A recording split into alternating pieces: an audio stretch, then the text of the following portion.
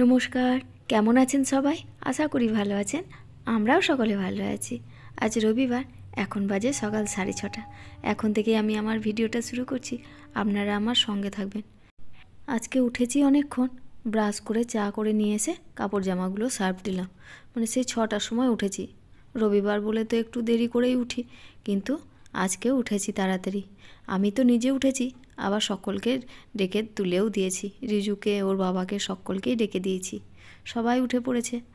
আর সবার একসঙ্গে চা করে নিয়ে এসে একেবারে আমারটা টেবিলে রাখলাম আর সবাইকে দিয়ে দিয়েছি। তো জামা কাপড়গুলো কেচে নিলাম। ততক্ষণে আমার চাটা ঠান্ডা হয়ে গেছে। আমি গরম চা খেতে পারি না, তবে আজকে যা ঠান্ডা হয়েছে অতটা ঠান্ডাও খাই না। ওই জামা কাপড়গুলো কাচতে কাচতে চা খাচ্ছি না জল খাচ্ছি বোঝাই যাচ্ছে না। ও তো চা খেয়ে বাজার চলে গেল, আর আমি চা খেয়ে একেবারে স্নান করে যে জামা কাপড়গুলো কাচা ছিল ছাদে নিয়ে চলে এলাম মেলার জন্য। ছাদ থেকে নেমে এসেই দেখি ও বাজার করে নিয়ে চলে এসেছে। তো আমি ভাবলাম বাজারটা আগে ধুয়ে নিই, তারপরে রান্না বসাবো। বাজার ধুতে গিয়েই দেখি আজকে লাল মূলো এনেছে। আমাদের এখানে লাল মূলোটা পাওয়াই যায় না, এই সিজনে এই প্রথম। মূলো আমি আনতে বলেছিলাম কালকে রাত্রে। পৌষ মাস শেষ তো প্রায়, আর মূলো খাওয়ার দিনও চলে গেছে। আমরা মাঘ মাসে মূলো খাই না, তার জন্য আমি বললাম বেশি করে মূলো নিয়ে এসো, মূলো ছিঁচবো। মুড়ি দিয়ে মূলো ছেঁচাটা খেতে বেশ ভালোই লাগে। তো আদা, মূলো, কাঁচা লঙ্কা একসঙ্গে শিলে বেটে নিলাম। ওই আধ বাটা করে বাটলাম।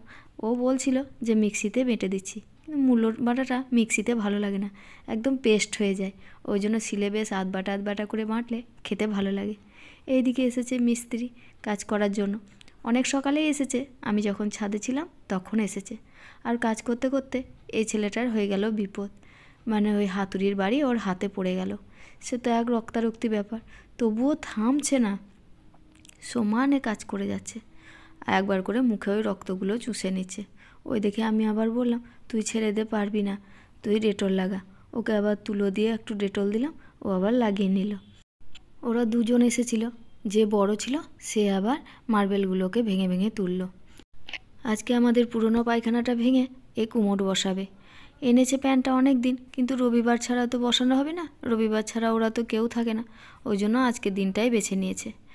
তো আজকে মুড়ি খেতেও অনেক দেরি। ওরা কিছুটা কাজ করলো, দিয়ে ওরা গেল খেতে। আমাদের বাড়িতেও সবার মুড়ি খাওয়া হয়ে গেছে, রিজু আর আমি বাকি ছিলাম। আমার আর রিজুর মুড়ি নিয়ে চলে এলাম। রিজু সকালেই আজকে স্নান হয়ে গেছে, কারণ ওই যে বাথরুমে কাজ করবে বলে সকালেই ডেকে দিয়েছি, আর স্নানটা করে নিয়েছে। এদিকে ওর বাবা নিয়ে এসেছে আজকে মটন। আমাদের মটন এখানে তো পাওয়া যায় না, একটা গ্রাম যেতে হয়, ওই জন্য সকালেই উঠে আগে মটনটাকে নিয়ে এসেছে। মটনটাকে ধুয়ে ম্যারিনেট করে রেখে দিলাম, দিয়ে পেঁয়াজগুলো কেটে ভাজতে দিয়ে দিলাম। আর রান্না এমন কিছু করিনি, কারণ মাংস হলে সেরকম আমাদের বাড়িতে কেউ খায় না কিছু। ওই বেগুন ভাজা আর চাটনি করেছি, ভাতে আলু সেদ্ধ করতে দেব। আর এখন আবার আরও 3জন মিস্ত্রি এলো। তো পেঁয়াজটা ভাজা হয়ে গেলে মাংসটা দিয়ে দিলাম কষার জন্য।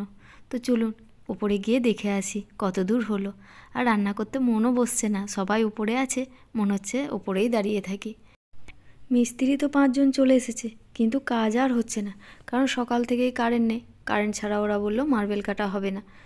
তো ওরা তো বসে আছে, আর আমি নিচে চলে এলাম। ওই যে মাংসটা কষতে দিয়ে গেছিলাম, গ্যাসটা কমিয়ে দিয়ে গেছিলাম। একটুখানি কষা হয়ে গেলে আমি কুকারে দিয়ে দিলাম। খাসির মাংস কুকারেই দিই, তাতে তাড়াতাড়ি হয়ে যায়। তো ওরা কিছুক্ষণ বসার পরে জানতে পারলাম যে আজকে শাটডাউন হয়েছে, কারেন্ট আসবে না। 4টে পর্যন্ত আসবে না শুনেছিলাম।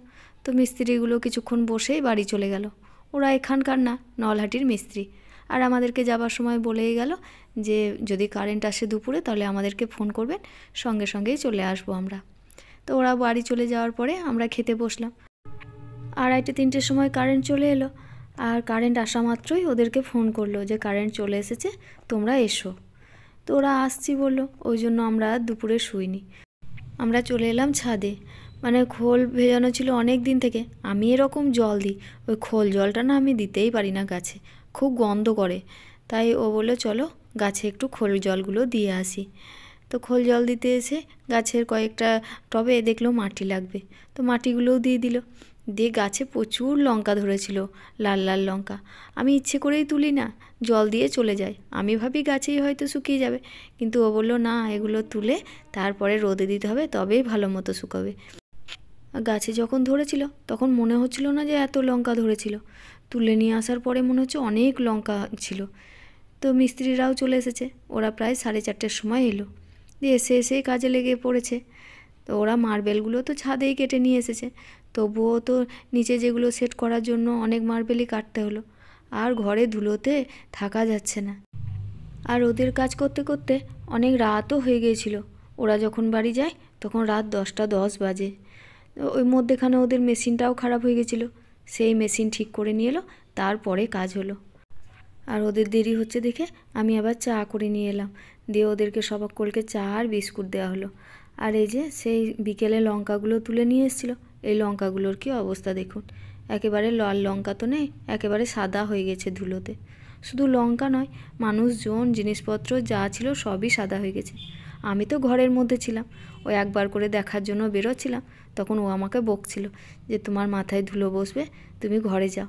তবুও তো একবার করে দেখতে ইচ্ছে হয় বলুন, একবার করে আসছিলাম আর টুকি মেরে দেখে যাচ্ছিলাম। কাজ শেষ হয়ে গেলে ওরা যখন বাড়ি যায় তখন আমি ওদেরকে জিজ্ঞেস করছি তোমরা বাড়ি গিয়ে স্নান করো, তখন ও বলছে না না, দেখুন না আপনাদের বাড়িতেই কেমন মুছে পরিষ্কার হয়ে যাব, তখন আমাদেরকে আর কেউ বলবেই না আমরা এত ধুলোর কাজ করেছি। হ্যাঁ, দেখতে ভালো লাগছে তো, কালো সাদা মোজ চুল।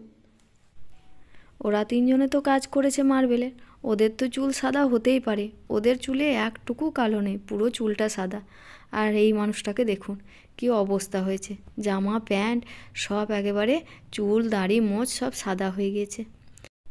ওরা তো মার্বেল বসিয়ে চলে গেল, আর পরের দিন সকালে এসে আবার এই যারা মার্বেল ভেঙেছিল তারা এসে আবার এই কুমোরটা বসিয়ে দিয়ে গেল। আর এই কুমোরটা বসানোর পরে বাথরুমের লুকটাই মনে হচ্ছে চেঞ্জ হয়ে গেল, আর জায়গাটাও অনেকটা বড় মনে হচ্ছে, ফাঁকা ফাঁকা লাগছে। আমি তো তাই হাসতে হাসতে বলছি সবাই মডিউলার কিচেন করে, আমরা মডিউলার বাথরুম করলাম। তবে একটাই কেমন জানি লাগছে, এই মার্বেলের রঙটা এক হলো না। বাথরুমের মার্বেল রঙ আর পায়খানার ওই দিকের মার্বেলের রঙ এক হলে বেশ ভালো হতো। এই রঙের মার্বেল ওই পেলোই না এখানে, হয়তো নলহাটিতে গেলে পেতো, কিন্তু এখানে পেলো না বলে সেই সাদা লাগাতে হলো।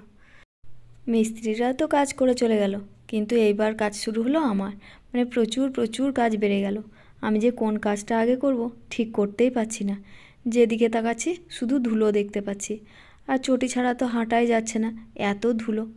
তো যাই হোক বন্ধুরা, ভিডিওটা আমি এখানেই শেষ করছি, দেখা হচ্ছে আপনাদের সঙ্গে অন্য কোনো ভিডিওতে। আর আমার ভিডিওগুলো যদি ভালো লেগে থাকে একটা লাইক কমেন্ট করবেন, আর আমার চ্যানেলটাকে সাবস্ক্রাইব করে আমার বন্ধু হয়ে পাশে থাকবেন। টাটা।